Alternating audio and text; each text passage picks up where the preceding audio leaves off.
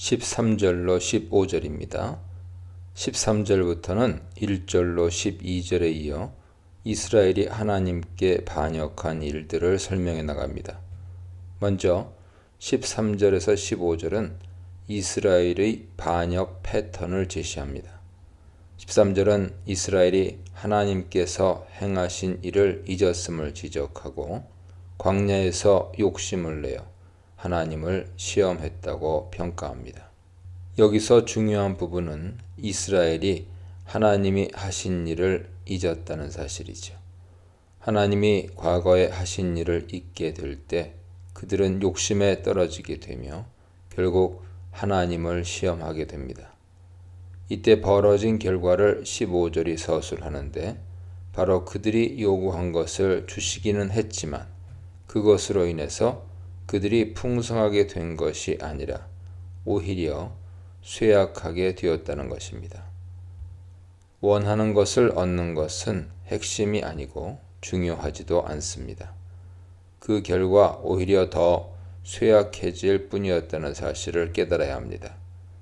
하나님이 행하신 일을 기억할 때 하나님을 시험하지 않게 되며 쇠약해지지 않는 건강한 신앙의 발걸음을 내디딜 수 있습니다. 16절로 18절입니다. 16절부터는 이스라엘이 광야에서 행한 반역의 일들을 차례로 언급합니다.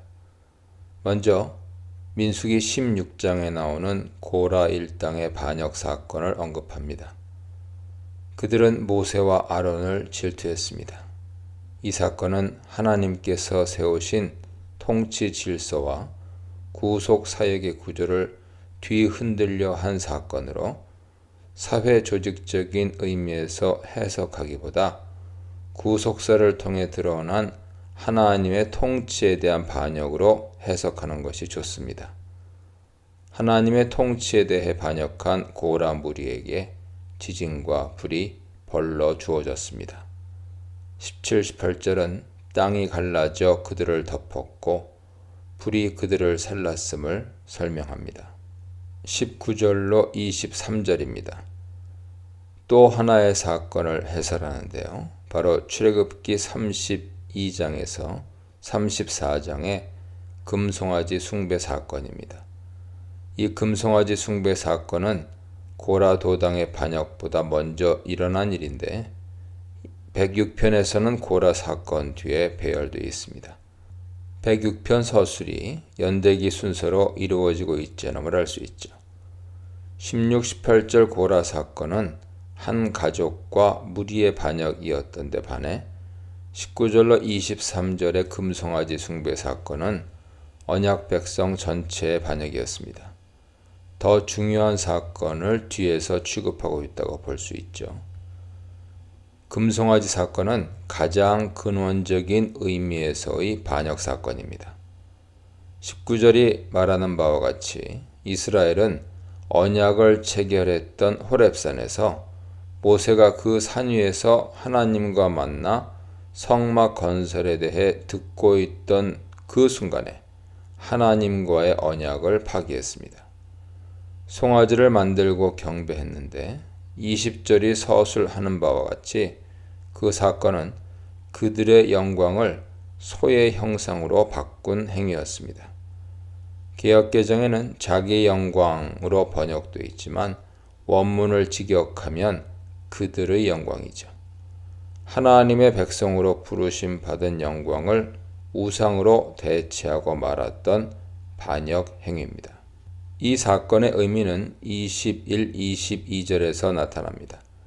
하나님께서 애굽에서 그들을 위해서 행하신 일과 그 구원자 하나님을 그들이 잊었다는 것이죠. 22절이 말하는 애굽 땅에서의 재앙은 105편에서 서술되었고 홍해에서 행하신 일은 106편 1절로 11절에서 서술되었습니다. 105편과 106편 초두에서는 기억함의 중요성이 선포된 바 있죠. 하나님께서 행하신 일들을 기억하고 잊지 말아야 합니다. 이 점은 13, 15절에서도 반복 제시되었습니다. 그런데 이스라엘은 또다시 하나님께서 행하신 일을 잊은 것입니다. 그 결과 그들은 인간적인 생각에 빠져 금송아지를 숭배하게 되었습니다. 그렇다면 하나님은 이에 대해 진노하시고 심판하셔야 마땅하죠. 그럼에도 불구하고 23절은 하나님께서 이스라엘을 또 다시 용서하셨다고 말합니다. 이것은 매우 놀라운 일이며 동시에 하나님께서 구속사 가운데 거듭 행하신 패턴이기도 합니다. 23절의 내용을 보면 여호와께서 모세의 기도를 들으시고 그럼으로써 백성들과 하나님 사이의 갈라짐이 메꾸어지고 진노함이 돌이켜졌다는 사실을 알게 됩니다. 하나님은 반역한 이스라엘 백성들에게 또 다시 언약의 성실함을 베푸셨습니다. 24절로 27절입니다. 이스라엘이 다시금 광야에서 하나님께 반역한 사실을 기술합니다.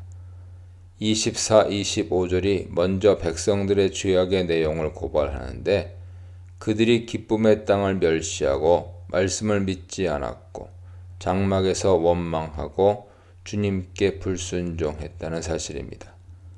26절은 그 결과를 명시합니다. 하나님께서 손을 들어 백성들을 광야에 엎드러지게 하셨습니다. 여기서 하나님의 손은 신인 동영론적 표현으로 실제로 하나님께 손이 있다는 뜻이 아닙니다. 하나님의 행하심을 인간의 육신 형태로 비유하여 표현한 것으로 구약 성경에서 하나님의 손은 심판과 구원을 동시에 상징합니다. 궁극적인 하나님의 신현을 뜻하는 표현이죠. 26절에서 하나님의 손은 불순종하고 언약을 저버린 백성들을 향한 하나님의 심판을 의미합니다. 27절은 그들을 열방 중에서 무너지게 하시고 이방 중에 흩으실 것을 선언합니다. 아브라함 언약을 따라 열방을 향한 축복의 통로로 서야 하는 이스라엘이며 시내산 언약을 따라 열방을 회복해 하는 제사장 나라로 쓰임 받아야 하는 민족임에도 그들은 불순종함으로 이방 앞에 패배하고 이방 가운데 흩어질 운명에 처하게 된 것입니다. 바로 이때 하나님께서 어떻게 행하실지가 해석의 초점이 됩니다. 그 예로 우리는 바알부올 사건을 살펴볼 필요가 있습니다. 28절로 31절입니다.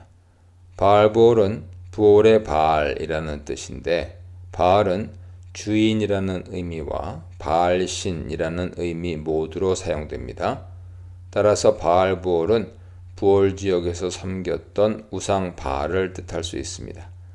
이스라엘 백성들은 우상 제단의 제물을 먹고 그 제사 행위에 동참함으로써 하나님을 진노하시게 했고 그로 인해서 이스라엘에게 큰 전염병이 들게 되었습니다.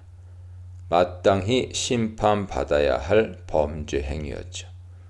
그렇다면 우리는 바로 이때 하나님께서 어떻게 반응하셨는가를 생각해 보아야 합니다. 앞선 금송아지 숭배 사건에서는 모세의 기도를 들으시고 이스라엘을 다시금 언약 백성으로 회복시키신 하나님께서 이제 여기서는 어떻게 행하실 것인가 궁금해지는 것이죠.